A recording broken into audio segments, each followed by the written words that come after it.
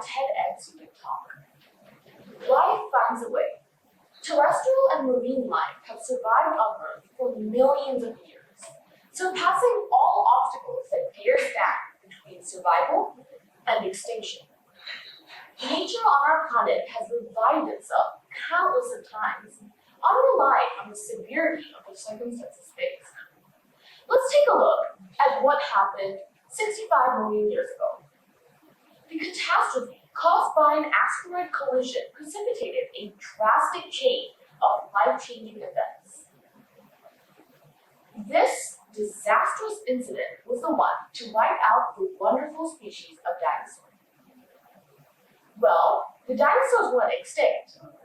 Many other living species went extinct as well, such as pterosaurs and large marine reptiles.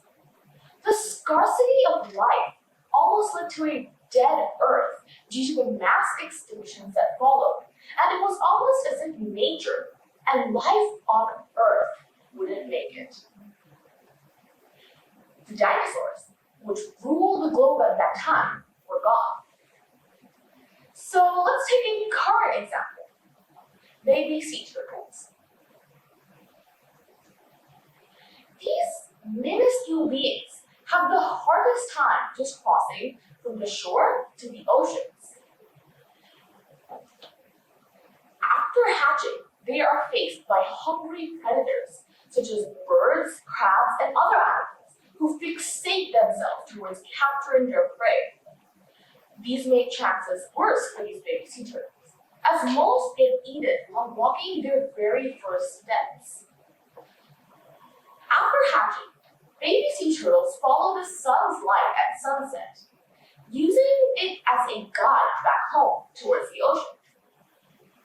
Now, the problem is, streetlights and lights from other buildings confuse these poor baby sea turtles, as many die of going in the wrong direction, as they don't know which light to follow.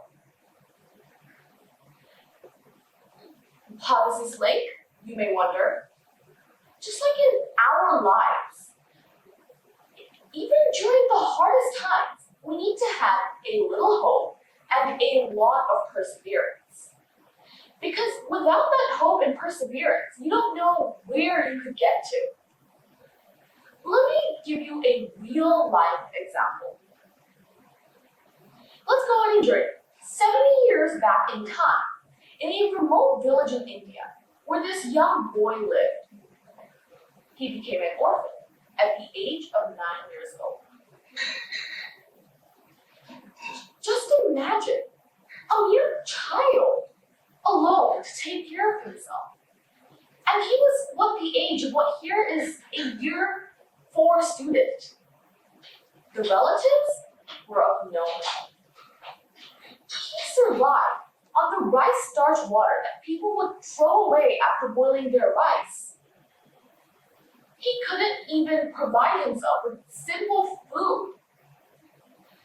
Well, because he had hope and he didn't give up immediately in these circumstances, he had to find solutions to his problems. So he began working as a house helper.